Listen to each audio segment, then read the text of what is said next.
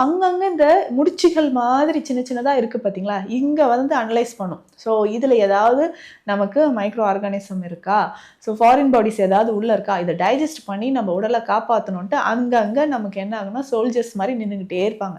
So இந்த lymph note தான் இந்த வேலையை செய்யுது.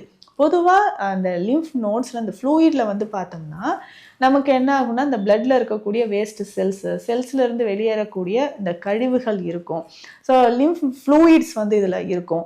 ஸோ பாடியிலேருந்து எக்ஸ்க்ரீட் ஆகக்கூடிய வேஸ்ட் ப்ராடக்ட்ஸ் எல்லாமே சேர்ந்து தான் நமக்கு பாடியை கிளென்ஸ் பண்ணுது.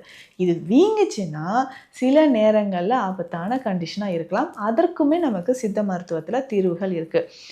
பொதுவாக பார்த்தோம்னா கழுத்து பகுதியில் அடிக்கடி ஃபீவர் வரவங்களுக்கு, கோல்டு, காஃபு, நமக்கு லங்ஸில் ஏதாவது இன்ஃபெக்ஷன் இருந்தால் கழுத்து பகுதியில் வீக்கம், லிம்ஃப் நோட் வீக்கம் வரும். அதுக்கப்புறம் பார்த்தோம்னா ஆம்பிட்ஸில் நமக்கு அக்குள் பகுதியில் வர்றது பார்த்தோம்னா நம்ம வயிறு பகுதியிலையோ இல்லை கைகள்லையோ ஏதாவது இன்ஃபெக்ஷன் இருந்தால் அங்கே வந்து ட்ரைன் ஆகி நமக்கு வீக்கம் வருது. இன்னும் ஒரு சிலருக்கு இடுப்பு பகுதியில் ஏதாவது பிரச்சனைங்க, குடல் பகுதியில் பிரச்சனை, அடிவயிற்று பகுதியில், ஆண்கள் ஒரு சிலருக்கு ஸ்க்ரோட்டமில் பிரச்சனை இருக்குது, விதைப்பையில் பிரச்சனை இருக்குன்னா தொடை இடுக்கில் இருக்கக்கூடிய லிம்ஃப் நோட்ஸில் நமக்கு என்லார்ஜ்மெண்ட் ஆக வாய்ப்புகள் இருக்குது.